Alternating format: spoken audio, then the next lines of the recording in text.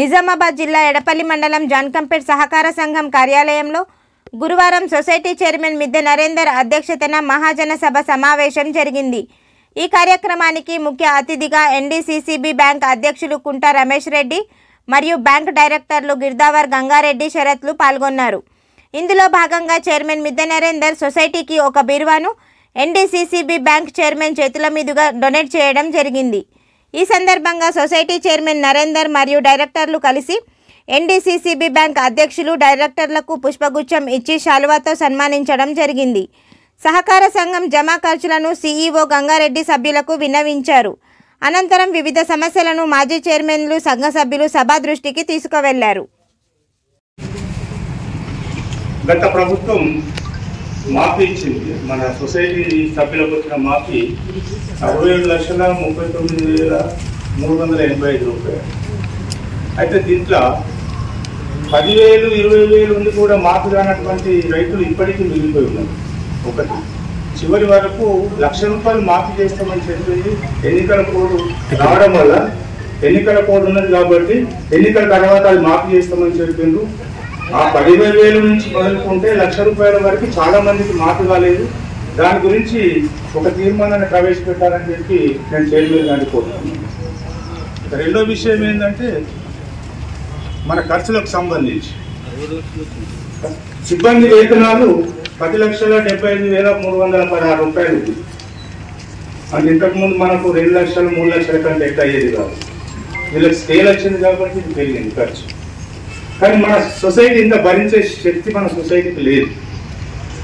అయితే DCB bank ద్వారా వాళ్ళకు వేతనాలు చెల్లించినట్లయితే మాకు అభ్యంతరం లేదు. కానీ లేకపోతే ఈ స్కేల్ని అమలు చేసే పరిస్థితి మా సొసైటీకి అసలు లేదే లేదు. మా మొత్తం సంవత్సర ఆదాయం కూడా 10 లక్షలు దాటే పరిస్థితి లేదు. బడ్లు కొనుగోలు చేసినా, ఫర్టిలైజర్ బిజినెస్ చేసినా, ఇంకేం చేసినప్పటికీ కూడా అది జరిగే పరిస్థితి లేదు. అట్లాగే ఇంకోటి ఏంటంటే పిఎఫ్ సిబ్బంది పిఎఫ్. ఇది సిబ్బంది పిఎఫ్ అనేది 1,34,488 రూపాయలు ఉంది. ఇది ఒక సంవత్సరంగా లేకపోతే ఎన్ని సంవత్సరాలు? కానీ ఇప్పటిదాకా చాలా సంవత్సరాల నుంచి పిఎఫ్ కట్టట్లేదు. దీనివల్ల దీంట్లో పనిచేస్తున్న సిబ్బందికి వాళ్ళకి రేపు రిటైర్మెంట్ బెనిఫిట్ ఏదైతే పిఎఫ్ నుంచి వస్తుందో అది రావాల్సినంత రాదు. ఒకటి ఈ రకంగా ఎన్ని సంవత్సరాలు కట్టలేదు ₹1,00,000 రూపాయలు. దీనికి రావాల్సిన వడ్డీ వాళ్ళకి గవర్నమెంట్ చెల్లించాల్సిన వడ్డీ కూడా చెల్లించకపోవడం వల్ల వాళ్ళు నష్టపోతున్నారు. మూడో విషయం ఏంటంటే రేపు పెన్షన్ కూర్చున్నప్పుడు ఈ అమౌంట్ ఏదైతే వీళ్ళ జమ అవుతుందో దాన్ని బట్టే వాళ్ళకి పెన్షన్ కూర్చుంటుంది. కాబట్టి ఇది నష్టపోయే పరిస్థితి. దీన్ని వెంటనే మీరు సరి చేయాలని చెప్పేసి నేను కోరుతున్నాను. ధన్యవాదాలు. ఖర్చులు ఏంటి సొసైటీలో మామూలుగా జరుగుతూనే ఉంటాయి, పోతూనే ఉంటాయండి. దాన్ని సార్ మనకు వచ్చే ఇన్కమ్ ఆలోచన చేస్తే బాగుంటుందేమో నా అభిప్రాయం. సార్ మాకు ఒక సొసైటీ పక్క పోచారం అనేది పెద్ద ఏరియా సొసైటీ, దాన్ని ఇంట్లో భర్తీ చేస్తే మాకు ఈ ఖర్చులన్నీ తగ్గుతాయని చెప్పి నా అభిప్రాయం. ఇంకోటి మా పక్క టానకల్లని కూడా ఉంది. ఇవన్నీ ఒకటే మండలి కాబట్టి అప్పుడు వేరే మండలిని ఏం చేసినట్టే మా మండలికి ఇవ్వలేదు.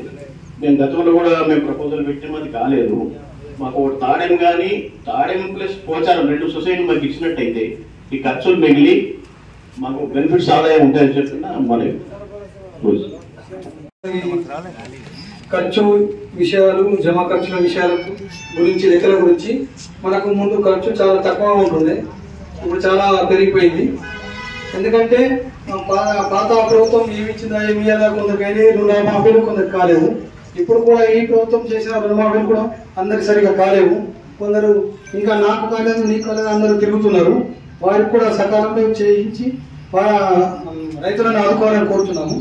అదేవిధంగా ఇప్పుడు ఈ ఖర్చులు అయితే ఉన్నాయి, వేతన ఖర్చులు కానీ వీళ్ళకు ఇప్పుడు గౌరవ మాజీ చైర్మన్ గారు చెప్పినట్టు స్కేల్ ప్రకారం పెరిగిందన్నారు. పెరిగిన దానికి కూడా ఇప్పుడు ఈ సొసైటీ భరించాలంటే చాలా ఇబ్బందికరం. అప్పుడు మేము కూడా అప్పుడు ఉన్నప్పుడే ఒక్క రోజుకు 1,500 రూపాయల ఖర్చు ఉంది. ఇప్పుడు ఏకంగా ఒక్క రోజు 3,000 పైన ఖర్చు అవుతుంది సొసైటీకి. దీనికి వచ్చే ఆదాయం తక్కువ, పోయేది ఎక్కువైతే ఈ సొసైటీ ఉండడం నిలవడం చాలా కష్టం. ఇది మన నిజామాబాద్ జిల్లాలో ఇది అన్నిటికంటే చిన్న సొసైటీ. ఈ చిన్న సొసైటీ ఒకటే విలేజ్ గ్రామాన్ని కాబట్టి దీన్ని ఆదుకోవాలంటే గౌరవ మాజీ చైర్మన్ చెప్పినట్టు ఈ స్కేల్ ప్రకారం ప్రభుత్వమే మన బ్యాంకు వాళ్ళు భరించితే బాగుంటుంది. లేకుంటే ఈ సొసైటీ ఉండడం చాలా ఇబ్బందికరం అవుతుంది. ప్యాడీ కొనుగోలు విషయంలో మనము ఫర్టిలైజర్ అమ్మడం విషయంలో కూడా మనకు ఆదాయం తక్కువ వస్తుంది.